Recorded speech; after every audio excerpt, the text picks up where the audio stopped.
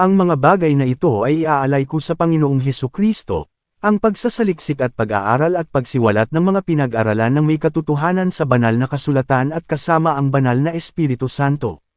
Ito ay aking ihahayag ang mga pinakita sa akin ng banal na Espiritu Santo sa mga aral at katuruan ng ating Panginoong Hesukristo upang ito ay may bahagi ko rin naman sa inyo. Naway magsaliksik rin naman kayo at pag-aralan ang mga ito, unang Juan Kabanata 4 na bersikulo 1-6. Subukan ang mga espiritu. Unang Juan Kabanata 4 na bersikulo 1-6, mga minamahal, huwag ninyong paniwalaan ang bawat espiritu, sa halip, subukan muna ninyo ang mga espiritu kung sila ay mula sa Diyos sapagkat maraming bulang propeta ang naririto na sa sanlibutan. 2. Sa ganitong paraan ninyo malalaman ang espiritu ng Diyos, ang bawat espiritong kumikilala na si Hesukristo ay nagkatawang tao sa kanyang pagparito ay mula sa Diyos. 3. Ang bawat espiritong hindi kumikilala na si Hesukristo ay nagkatawang tao sa kanyang pagparito ay hindi mula sa Diyos. Ito ang espiritu ng Antikristo na narinig ninyong darating at narito na nga sila ngayon sa sanlibutan. Muli, kayo ay magbasa ng Biblia upang maunawaan nyo ang nilalaman ng bawat bersikulo ng bawat kabanata, at intindihin ang aking mga paliwanag o pangkahulugan ng bawat bersikulo. Humingi tayo ng gabay sa banal na Espiritu Santo, sa Diyos Ama, at sa Panginoong Hesukristo. Manalangin rin tayo na habang pinag-aaralan natin at nakikinig tayo ay pahintulutan na ilayo tayo sa mga masamang pwedeng mangyari sa atin. Sa Diyos ang lahat ng karangalan at kapurihan magpakailanman. Salamat po sa Diyos. Ang dating Biblia 1905. Ang banal na kasulatan. Mateo Kabanata 5 bersikulo 1-2. At pagkakita sa mga karamihan, ay umahan siya sa bundok, at pagkaupo niya, ay nagsilapot sa kanya ang kanyang mga alagad. 2. At binuka niya ang kanyang bibig at tinuruan sila, na sinasabi, kahulugan ng bersikulong ito, o, ang dapat nating gawin sa ating araw-araw na pamumuhay. Mateo Kabanata 5 bersikulo 1-2, pumunta ang Panginoong Hesukristo sa bundok, nagpahinga at tinuruan ang kanyang mga alagad. Ang dating Biblia 1905. Ang banal na kasulatan. Mateo Kabanata 5 bersikulo 3. Mapapalad ang mga mapagpakumbabang loob, sapagkat kanila ang kaharian ng langit. Kahulugan ng bersikulong ito, o, ang dapat nating gawin sa ating araw-araw na pamumuhay.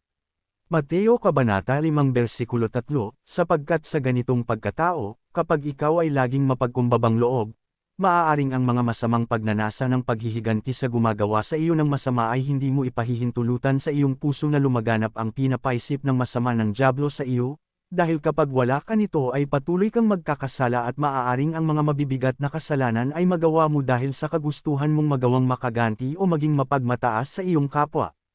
Ang dating Biblia 1905. Ang banal na kasulatan. Mateo Kabanata 5 bersikulo 4.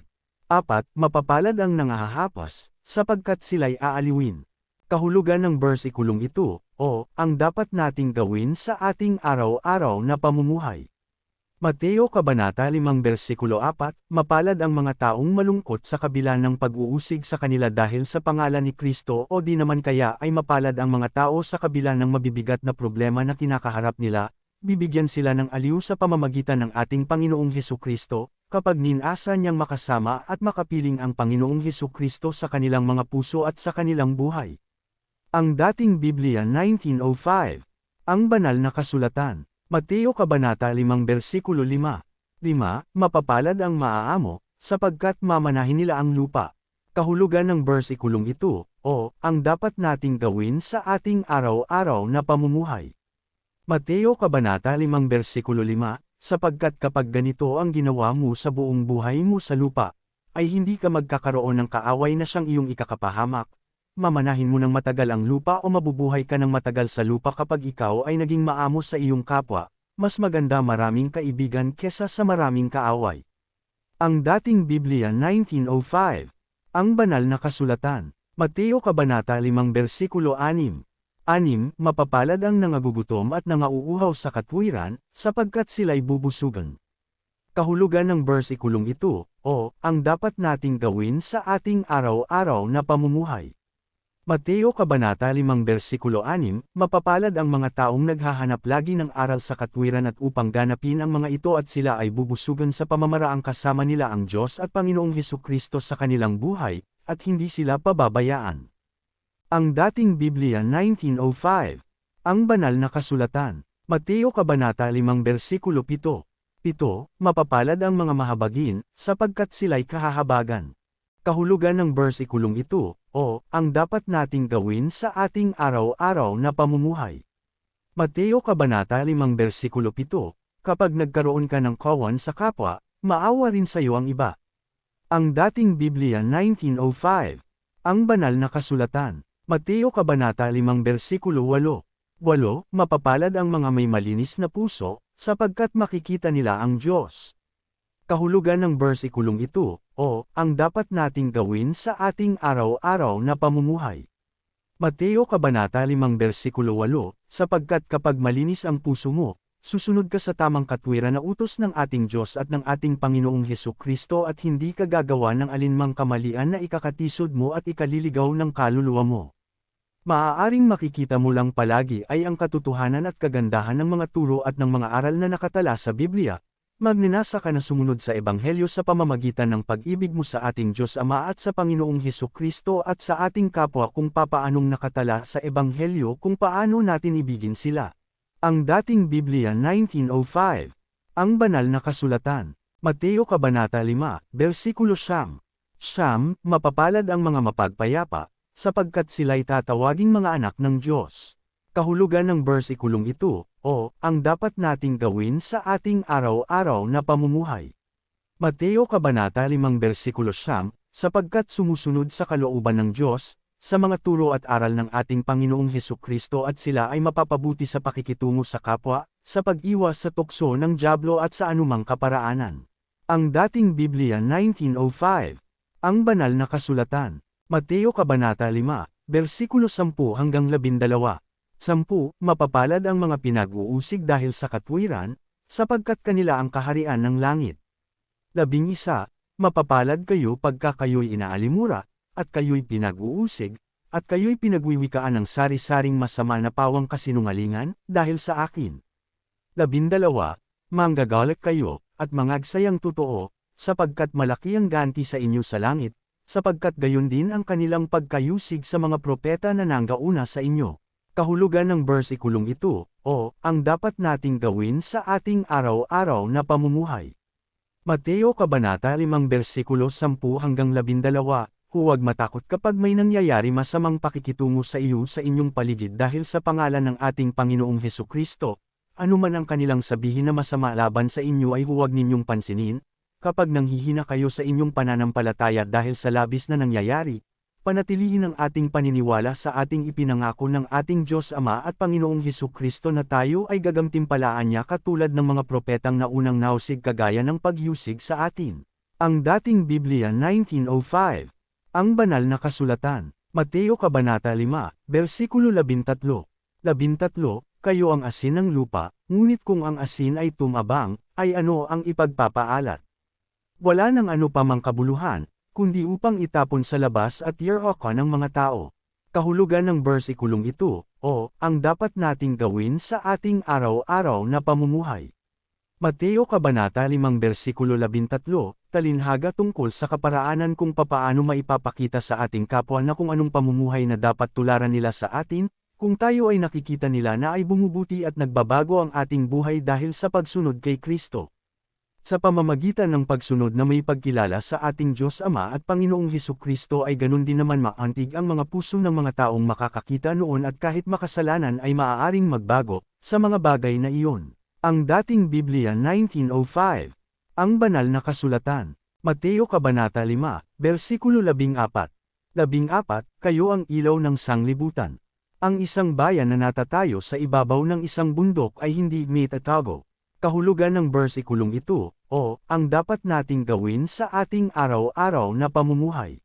Mateo Kabanata 5 versikulo 14, talinhaga tungkol sa kaparaanan kung papaano maipapakita sa ating kapwa na kung anong pamumuhay na dapat tularan nila sa atin, Kung tayo ay nakikita nila na ay bumubuti at nagbabago ang ating buhay dahil sa pagsunod kay Kristo at sa pamamagitan ng pagsunod na may pagkilala sa ating Diyos Ama at Panginoong Hesukristo ay ganon, di naman maantig ang mga puso ng mga taong makakakita noon at kahit makasalanan ay maaaring magbago, sa mga bagay na iyon.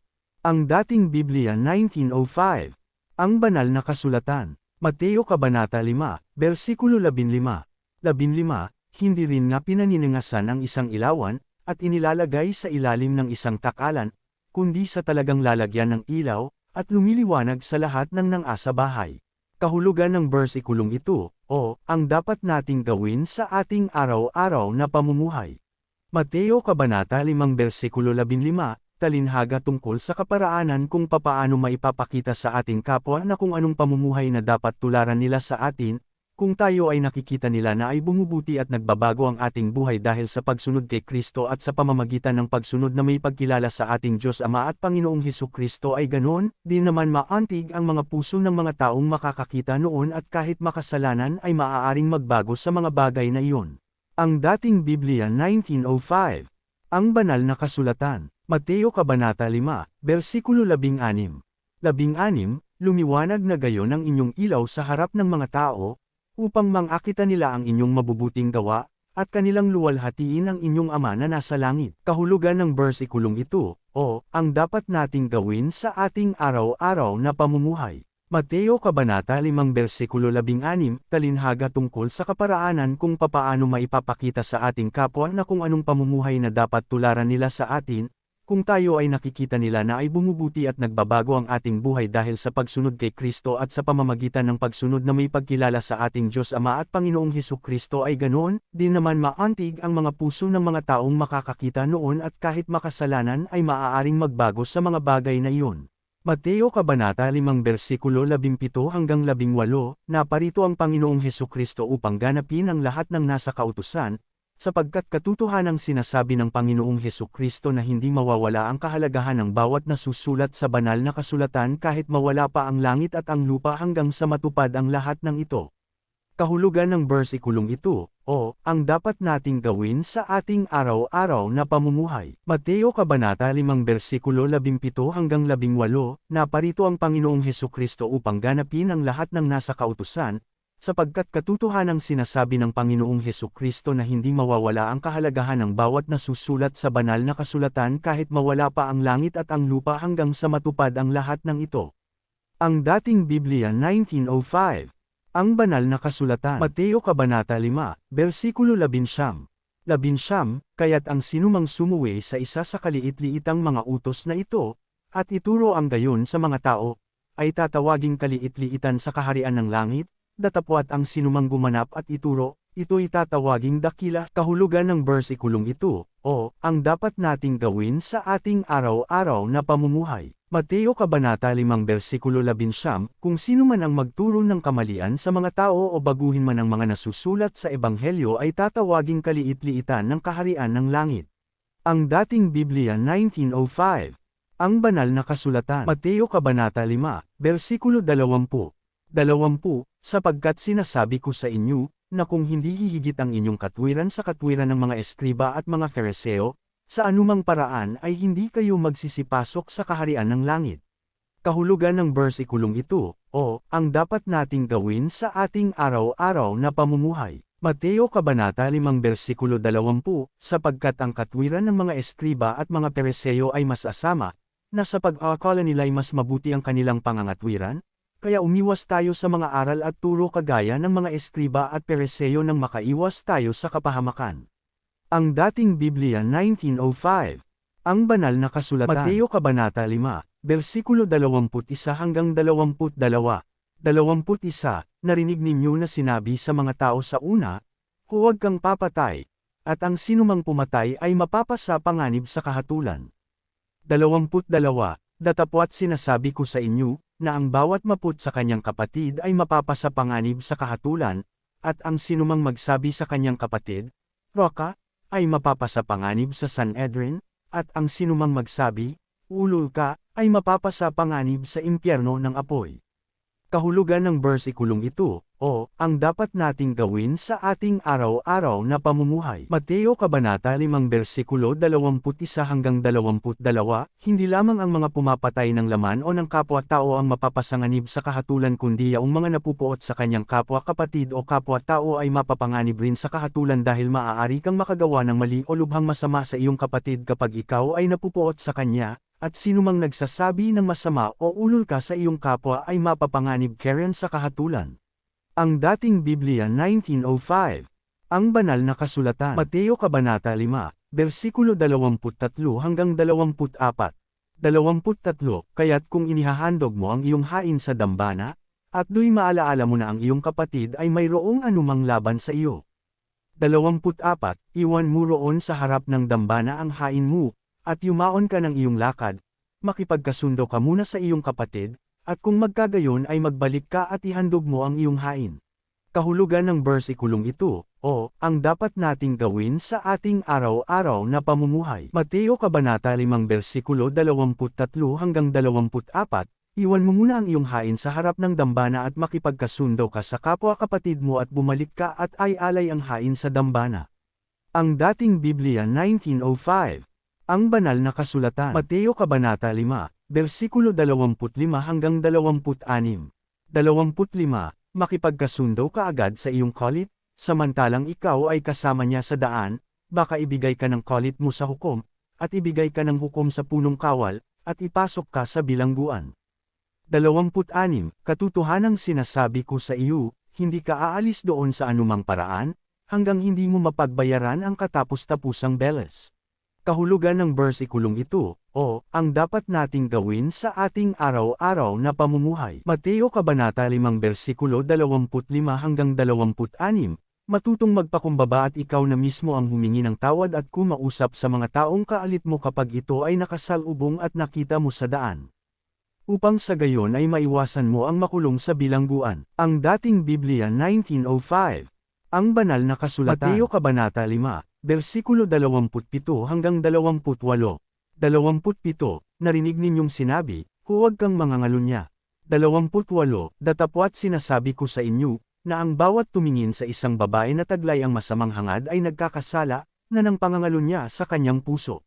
Kahulugan ng versikulong ito, o ang dapat nating gawin sa ating araw-araw na pamumuhay. Mateo Kabanata 5 versikulo 27 hanggang 28, kung sinasabi, na ang pangangalunya, pakikipagrelasyon sa iba kahit may karelasyon ka na, ay nagkakasala ka na rin ang iyong puso sa pamamagitan ng pagnanasa ng masamang pagtingin sa iyong kapwa kababaihan. Ang dating Biblia 1905. Ang banal na kasulatan. Mateo Kabanata 5, versikulo 29 hanggang 30. 29, at kung ang kanan mong mata ay nakapagpapatisod sa iyo, ay dukitin mo, at iyong itapon, sapagkat may mapapakinabang ka pa na mawala ang isa sa mga sangkap ng iyong katawan, at huwag ang buong katawan mo ay mabulid sa impyerno. 30, at kung ang kanan mong kamay ay nakapagpapatisod sa iyo, ay putulin mo, at iyong itapon, sapagkat may mapapakinabang ka pa na mawala ang isa sa mga sangkap ng iyong katawan, at huwag ang buong katawan mo ay mapa sa impyerno. Kahulugan ng bersikulong ito, o ang dapat nating gawin sa ating araw-araw na pamumuhay. Mateo Kabanata 5 versikulo 29 hanggang 30, talinhaga tungkol sa iwan mo ang lahat ng bagay sa sanlibutan at ang iyong mga pagnanasang masamang gawa sa pamamagitan ng iyong iba't ibang parte ng iyong katawan at ito ay itapon at putulin, at palitan sa pamamagitan ng pagbabago sa ating pamumuhay at pananampalataya sa Panginoong Hesukristo at sa Diyos Amang nasa langit. Ang dating Biblia 1905. Ang banal na kasulatan. Mateo Kabanata 5, versikulo 31 hanggang 32. 31, sinabi rin naman, ang sinumang lalaki na ihiwalay na ang kanyang asawa, ay bigyan niya siya ng kasulatan ng paghihiwalay. 32, datapwat sinasabi ko sa inyo, na ang sinumang lalaki na ihiwalay ang kanyang asawa, liban na lamang kung sa pakikiapid ang dahil, ay siya ang sa kanya'y nagbibigay kadahilanan ng pangangalunya, at ang sinumang mag-asawa sa kanya kung naihiwalay na siya ay nagkakasala ng pangangalunya.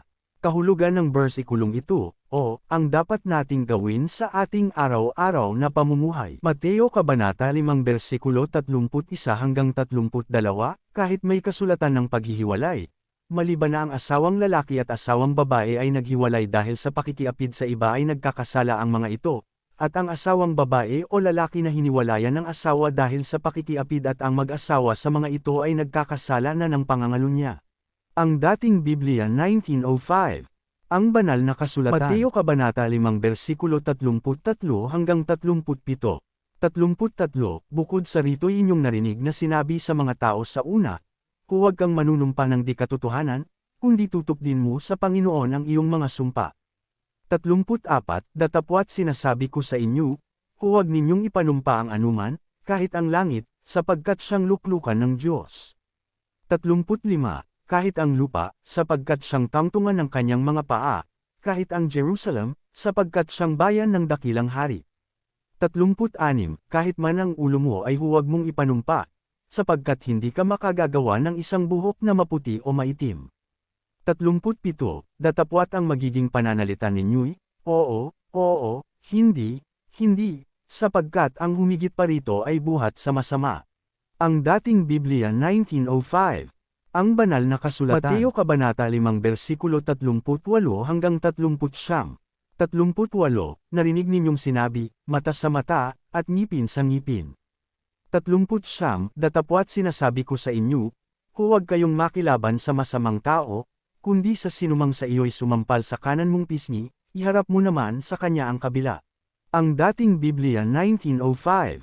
Ang banal na kasulatan. Mateo Kabanata 5 versikulo 38 hanggang 39. 38, narinig ninyong sinabi, mata sa mata, at ngipin sa ngipin. 39, datapwat sinasabi ko sa inyo, huwag kayong makilaban sa masamang tao, kundi sa sinumang sa iyo'y sumampal sa kanan mong pisngi, iharap mo naman sa kanya ang kabila. Kahulugan ng versikulong ito, o, ang dapat nating gawin sa ating araw-araw na pamumuhay. Mateo Kabanata 5 versikulo 38 hanggang 39, talinhaga na nagsasabi na huwag magsilaban sa mga masasama. Mateo Kabanata 5 versikulo 40. 40, at sa mag-ibig na ikaw ay ipagsakdal, at kunin sa iyo ang iyong tanika, ay iwan mo rin naman sa kanya ang iyong balabal. Kahulugan ng versikulong ito, o, ang dapat nating gawin sa ating araw-araw na pamumuhay. Mateo Kabanata 5 versikulo 40, kung may taong nais kunin sa iyo ang iyong damit ibigay mo rin naman ang iyong balabal. Ang dating Biblia 1905. Ang banal na kasulatan. Mateo Kabanata 5 versikulo 41. 41, at sa sinumang pipilit sa iyo na ikaw ay lumakad ng 1 milya, ay lumakad ka ng 2 milya na kasama niya. Kahulugan ng versikulong ito, o, ang dapat nating gawin sa ating araw-araw na pamumuhay. Mateo Kabanata 5 versikulo 41, sinumang masama na nagnanasa na gawin mo ito, gawin mo ng 2 ulit. Ang dating Biblia 1905. Ang banal na kasulatan. Mateo Kabanata 5 versikulo 42. 42, bigyan mo ang sa iyo'y humihingi, at huwag mong talikdan ang sa iyo'y nangungutang. Kahulugan ng versikulong ito, o, ang dapat nating gawin sa ating araw-araw na pamumuhay. Mateo Kabanata 5 versikulo 42, kung may pagkakataon lamang na maaari kang makabigay. Ang dating Biblia 1905. Ang banal na kasulatan. Mateo Kabanata 5 versikulo 43 hanggang 46. 43, narinig ninyong sinabi, iibigin mo ang iyong kapwa, at kapuputan mo ang iyong kaaway.